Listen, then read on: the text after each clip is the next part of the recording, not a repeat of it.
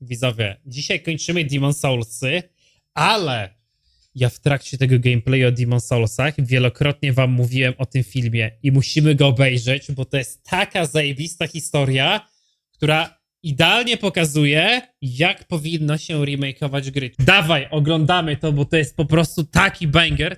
To jest dosłownie kawałek gamingowej historii, co tutaj zaszło. I myślę, że jak to zobaczycie, to zdacie sobie sprawę z tego, dlaczego dużo remake'ów są tak naprawdę gówniane remake'i, jak czasem niewiele trzeba, żeby zrobić coś zajebistego. There is an item.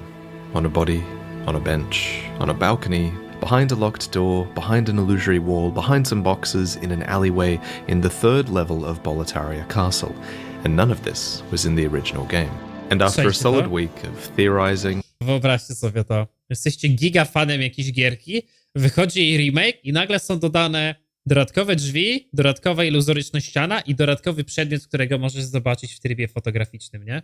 I ty zmysł nagle tracisz. Co ty gadasz? Został dodany nowy content. To nawet momentami to nie jest ważne, jak duży jest ten content, a ciekawe jest w ogóle całe odkrywanie tego. Ja pierdolę, dlaczego w Diablo Resurrected nie ma takich rzeczy? Testing and searching, we finally found the key to the door. If it wasn't for this online culture that games have now, I don't think this would have ever been put in the game. And, if it wasn't for the cult following this game has, I don't think anyone would have ever found it. I'll reveal what's behind the door towards the end of this video. It's fitting to delay your gratification a little bit for the sake of this story. On the 14th of November, just a few days after the release of Demon Souls, a user posted a video to Reddit. Does anyone know how to open this door in 1-3? It's new. People went wild. What if this door leads us to the 6th Archstone DLC? No i to było w ogóle największe. Jeżeli ktoś nie wie, o co chodzi, to Demon Soulsy są grą segmentowaną. Jak jakieś stare platformowe albo po prostu stare gierki Metroidvania, jak nie wiem, jak Mega Man na przykład, no nie? I w nich jest 6 Archstone'ów, 6 monolitów, 5 monolitów, do których można się tepać i wiecie, to jest po prostu świat 1-1, 1-2, 1-3 i masz drugi 2-1, 2-2, 2-3. Ale jest jeden, który jest zepsuty, 6 monolit. I bardzo dużo się mówi na temat tego, że to jest po prostu wycięty content z gry. I teraz wyobraźcie sobie, że wychodzi jakiś remake i możesz sobie powoli zdawać z tego sprawę, że jest w tej grze dodatkowy content, którego nigdy w niej nie było. Wait, maybe it connects to the closed door in Bloodborne? No, don't be stupid. It's clearly hiding Elden Ring's gameplay trailer. At this stage, there were just infinite possibilities, until it was discovered that you could use photo mode in an adjacent laneway to peek over the balcony, revealing an item. And luckily, one of the 5 people who owned a PlayStation 5 was Distortion 2, one of my favorite speedrunners, and a big fat cheater. There's a glitch that exists where you can walk up into walls as they load into the game, and he abused this to navigate a path towards the item, but Bluepoint were one step ahead. They had anticipated players glitching through the map to get there, and they placed this invisible box around the area. Kubi Blizzard by to dodali wpłaty w TS. Śmieszne, ale przykre. As this extra layer of protection for something like this. Distortion, if you're listening, you cheated not only the game, but yourself. With Bluepoint taunting us, the search continued. They'd put things like this in their remakes before. In Shadow of the Colossus, there was a secret door that required 79 coins to open, and something myself and many others came up with was to try and farm 79 gold coins from the fat officials to see if that did anything. Some poor soul on Reddit actually tried this, to no avail. And theories kept flying. What if it has something to do with the weird goat faces hidden in the credit screens? Actually, why is there a small chest here that's illuminated so curiously? Wait, what if it has to do with all of those weird audio glitches that some players have reported? Do the items on the steps in front of the door matter? Are they a clue? Is that a face in the bag? Can the solution only be seen with a certain filter on? What about fraction mode? What about Fraction Mode? Finally, a player named Maledictus Nix, playing in Fraction Mode, which flips the game horizontally, in pure white world tendency, found a new item, in the same stage as the locked door. It was hidden up a ladder, in a featureless dead end, under a box. A ceramic coin. made of dried clay. Extremely brittle and fragile, the glimmer has faded, much like its value.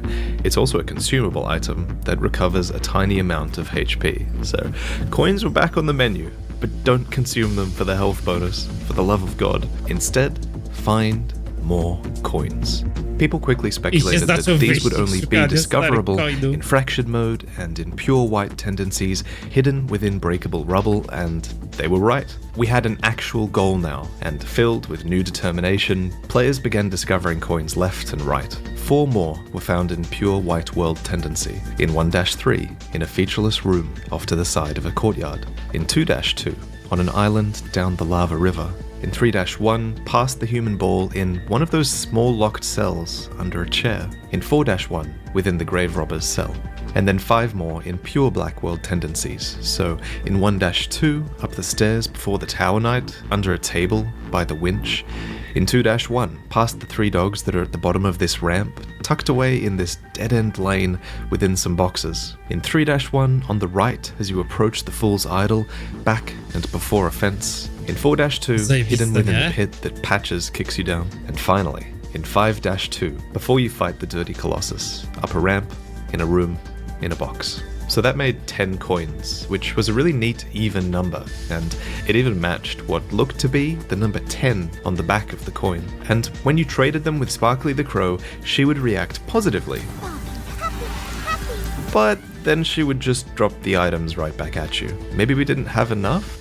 At this point, it had been a long time since the last discovery, and people had been searching endlessly. How many more coins could there even be? Desperate now, some players tried duping the coins by trading them to other players and then rolling back their saves so that they would still have their coins. But Bluepoint had thought of that too. Słuchajcie, że nawet na to się ubezpieczyli. Jak dropiłeś go, to się niszczył. When picked up by other players, they become broken coins. They are ceramic after all, and they're very fragile, so when you drop them, they break. It's such a good thing that Bluepoint put so much effort into making sure that players can't cheat. Back at it then. So far, there did seem to be a pattern. Coins could only be found at each end of world tendency, and there were 2 coins per world, except for in the 5th world, the Valley of Defilement. Here we had only found 1 coin, hidden in black world tendency, so for hours and hours, players scoured every inch of that goddamn swamp, until, finally, it was found by none other than Shrek himself. But it was a lie. Notorious Dark Souls deviant, Metal Fruit, had found a coin elsewhere and then dropped it and picked it up again in the middle of the swamp, just to throw players off the scent. Many were not fooled by him and his accomplice, but for the truly desperate, precious time was wasted, enthusiasm waning. The search continued, until hours later, the 11th coin was found, but it wasn't found in the swamp. No, instead it was found in the first level of Boletaria Castle, in that room from which 2 soldiers burst after you rescue Ostrava. This was the 3rd coin found in Boletaria, so it shattered the theory that each world only had 2 coins, and the swamp was gratefully abandoned as people filtered back into other worlds. While others searched, Distortion 2, that big cheater we mentioned earlier, he had a different idea. What if he was to go into New Game Plus and collect more coins there? Every New Game Plus cycle would net him 11 more coins, and on New Game Plus Plus, Distortion traded 30 coins with Sparkly the Crow, and it worked. He received a key covered in red rust. The mystery of the door was solved. At this point, I set out on my own journey to find all these coins. I wanted to get footage of my own for you guys, and I wanted to see what it was like going through 3 New Game cycles just to collect them all. It wasn't fun. I will say though, while gold coins ended up being unrelated to the door, they're still kind of related. Using them glitches your luck stat at the Maiden in Black, and with the Blue Blood Sword, I mean, you do decent damage.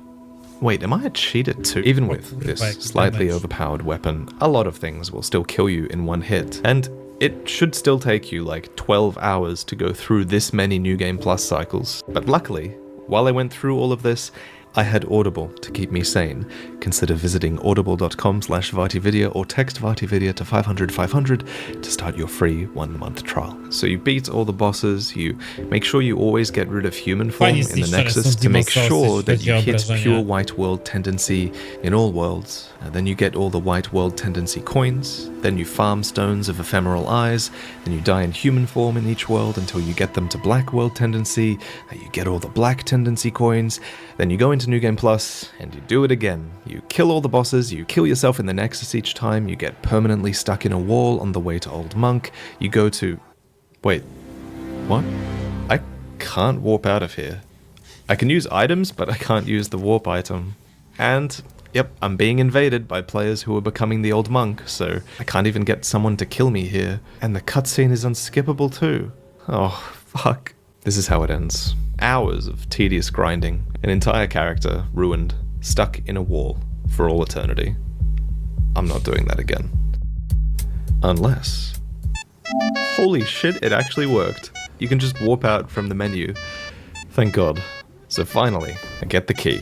I open the door, I walk inside, and there it is.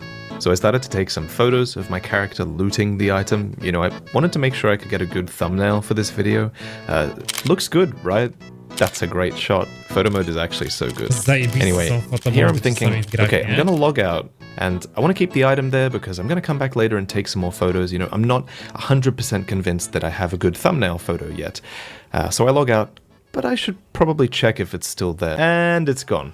I'm probably the only fucking person who could come up with a reason to log out right in front of the item. But yeah, it's the rarest item in the game because the percentage of players who will actually go through the difficulty of 3 new game cycles just to get this thing is going to be very low. And, you know, even when you do, like me, there's no guarantee that it will wait there for you. I love Bluepoint for this remake, but... goddamn, man, I don't know if I'm going to have the dedication to make an entirely new character to go through all of this again. O, pewnie zaraz jak Pulp Fiction zakończysz i nie powiedzieć, czym był ten przedmiot, nie? Later, guys. Unless... hear me out. What if I take the rusted key into yet another New Game Plus cycle? It's actually very likely that the item would respawn, but what's unlikely is that the key would actually make it through to New Game Plus, because no other keys in Demon's Souls actually act this way, and, you know, I would have to kill every boss again, so is it even worth it? But I eventually decide that, you know, it is worth a shot, and oh my god, the key is still there. So I quickly go through the game to get to the door. I kill an archdemon, I fight my way to the Tower Night Fog, I get to the door, I unlock it, I walk inside, and... the Penetrator's armor set. A reward for surpassing impossible odds. The intricate design of this helmet was uniquely crafted for the Penetrator, one of the Boletarian heroes. Excellent for fending against piercing attacks, which, man, that extra defense is so useful in New Game Plus 3, let me tell you. Jokes aside, this is a good reward. Penetrator has a very signature armor set, actually to the point where, in the original game, players always wondered why this wasn't an item that you could get, so to add it back here and to come up with this whole challenge is thoughtful, it's meaningful, and I also just love that Bluepoint incentivized breaking the rubble in Souls games for once. As a Zelda fan, that's something I always thought these games could do more of, so... Teraz zatrzymajmy się w tym miejscu. Powiedzcie mi, dlaczego nie są do innych remake'ów dodawane takie smaczki? Przepisuje się cały kod, robi się całą grę od nowa, tekstury, muzykę się stary nawet nieraz nagrywa ponownie, dialogi. Czasem jedną bzdurę dodać, która zbierze całą społeczność do stary czegoś nowego, no nie? Bo to nie ma żadnego negatywnego wpływu na grę. Nie ma. To nie jest, wiecie, z dodania jakiejś rzeczy, gdzie część społeczności się oburzy, bo coś jest zmienione. Więc mały szczegół. Point. Well played. Umbasa. But you know what? It's actually possible that we haven't found all of the ceramic coins yet. People kind of stopped searching as soon as the armor was discovered, but we figured out you actually need 26 coins to get the key, and we currently have 11. So if we get 2 more coins, that makes 13 per New Game Plus cycle, meaning you could get the armor in New Game Plus, not New Game Plus Plus, which would actually be so much faster than what you have to go through now. So Listen, if you can find a PlayStation 5 in the real world, how hard could it be to find these last 2 coins, right? So if you have a PlayStation 5, get out there and try to claim one in your name. There might be more. But congratulations to everyone with a PS5 that joined the hunt, and congratulations to those without it too, honestly, because a lot of you guys contributed your theories and your ideas. I wanted to make this video to mark an interesting point in Soul's history, and I wanted to help everyone who didn't know about this feel a little bit of what it was like at the time. So, thank you for watching. And thank you to Audible, honestly, who kept me sane with this sponsorship while I spent 12 hours hunting for coins. While I did this, I listened to one of my favorite fantasy books. It's called Sword in the Storm. Dobra, to już reklama. Nie, no ja jak to zobaczyłem, to ja wchodzę w Demon Soulsy instant.